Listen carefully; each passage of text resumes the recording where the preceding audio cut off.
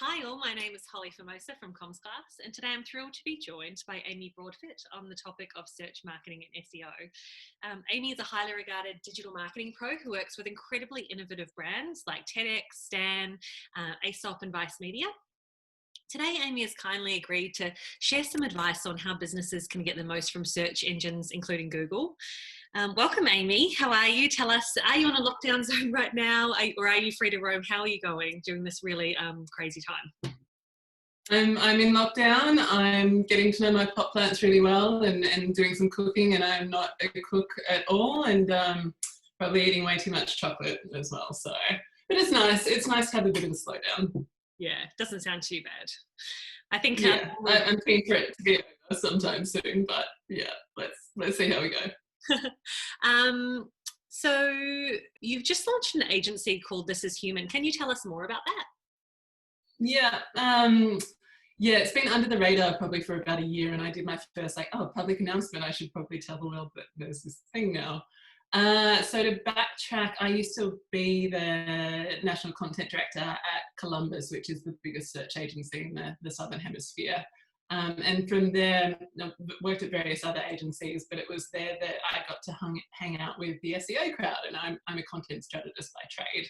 And through hanging out with SEO, I learned that there was a language that we could develop to really give a visual to how important brand and creativity is. So not in this sort of typical metrics that brand is measured, but we could actually see what impact that has on search engine rankings, therefore traffic coming through, therefore conversion. And I was like, what a beautiful language to be able to really visualize the impact of social media, PR, brand and whatnot. So I'll go into that a little bit later.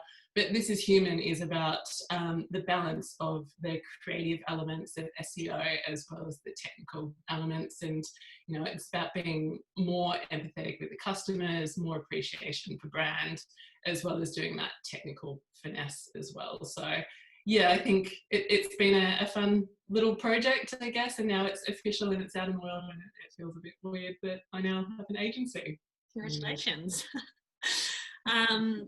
So we are here to talk about SEO and SEM, but I'd love if we could just start with some of the basics for people who might consider themselves search marketing dummies. So for example, what does SEO stand for? What does it mean? Yeah, good question. So SEO stands for search engine optimization. It's the practice of going through your website and optimizing it so search engines can crawl it and understand it and index it, but also anything that you do for, you know, better empathy for your customer, more information on your website, you are by default naturally optimizing for SEO as well. So it's the practice of doing that so you get more traffic coming through from Google search results, essentially. Yeah. And what's the difference between SEO and SEM? Because they're acronyms that are thrown around a lot. Yeah, so I will nerd out, and I hear a lot of search engine people talking about this and kind of getting aggravated in the office about this term. So SEM stands for search engine marketing, and so that can be inclusive of all marketing tactics that you do through a search platform. And so that can be your organic SEO that we just mentioned, yep, as well as what's called PPC, price per click advertising. So your AdWords, the banner ads that go on. And so if you really wanted to nerd out and be specific, SEM covers both of those terms, but we typically use it to mean PPC. You typically mean it to mean AdWords. So yeah, sometimes that people that go, hey, I want to do SEM, we're like, SEO as well? Or you mean PPC? Okay. Oh, thank you for clarifying that for me, because I think I've been using that term wrong. We now know that. Mystery solved. Good. And so out of those two tactics, SEO and PPC, what would you usually recommend that a business invest in first if they're just starting to look, to look at search, and why? If you're a new business or a startup with a really lean marketing budget, you probably want to look at a bit of AdWords, so that PPC, and probably a little bit of retargeting, particularly social media retargeting. So you're nurturing that first interaction as well as that more consistent relationship build to come back to your website. And so what you want to do is start generating your income that you can reinvest it into other marketing practices. So with any PPC spend, if there is a little bit of budget to play with, I'd also recommend here's more acronyms, some CRO, so some conversion rate optimization testing. And so PPC or SEO might bring the traffic to the website, but if your website isn't designed in a really easy, good user experience, you're potentially losing sales.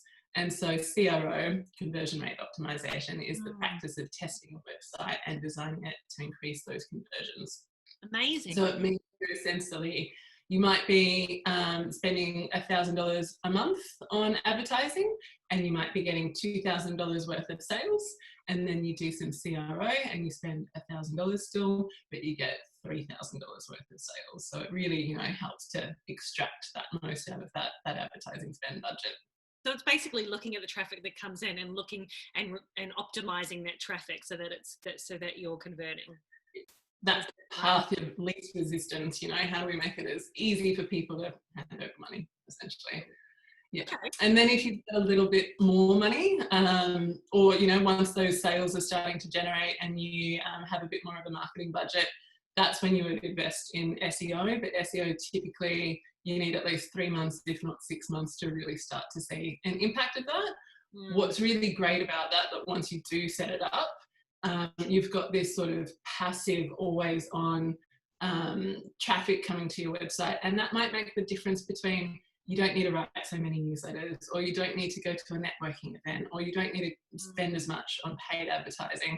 And so you can really allow yourself to be a bit more of a lazy marketer once you've got your SEO really set up. You can kind of turn off everything else if it's working. I don't recommend turning everything off. But yeah, it allows you to kind of chill out a bit. Yeah, amazing. I love the idea of that. So we talked about, I guess, best places to spend money. If I'm a small business and I'm looking to, talk about search, and I'm looking for agencies, what should I be looking for in a good kind of search company or a good SEO company? Yeah, so the first warning bell that I would see that's very typical, unfortunately, in SEO agencies is where they start to go, we'll rank you for 10 keywords, or we'll rank you for 100 keywords per month. That, it's not always a dodgy practice. There is very legit practices out there, but that as a business model is not a great business model. And it's not great for a contractor going on. So what you want to do is understand how many hours per month am I paying for, and what does that get me? How, you know, what reporting, what contact, what are you working on in the website? Can you please explain to me what those 10 or 20 or 30 hours a month, how are they going to be allocated and used? And so you would expect with an agency that they would do some sort of audit of the website to start with, and create a bit of a plan going, okay, we're going to look at mobile optimization and site speed. I'll explain all of this stuff in a bit. And each month you'd expect to have at least a monthly report, if not a fortnightly report. And in that report, it would be, hey, these are the tasks that we've done. These are the tasks that are coming in. These are the things that we would like you to do. And here's, you know, the impact that we're seeing on search results and our hypothesis as to why this increase or decrease has occurred. And again, it takes 3 to 6 months. You will naturally see fluctuations of results in that time. That might be because they've done really good SEO, but perhaps there's a decrease because another competitor has entered the market, or there's a seasonality that just at that certain time of year, there's a lull in traffic industry-wide. So they should be able to really step you through and explain all of this stuff. If they're saying, we'll rank you for 10 keywords, and they come back saying that these keywords are mostly your brand name, it's very easy for any business to rank for their brand name. So that means that they're not really doing much work there because you're already ranking for it.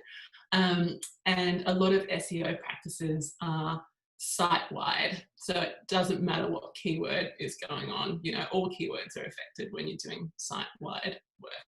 So.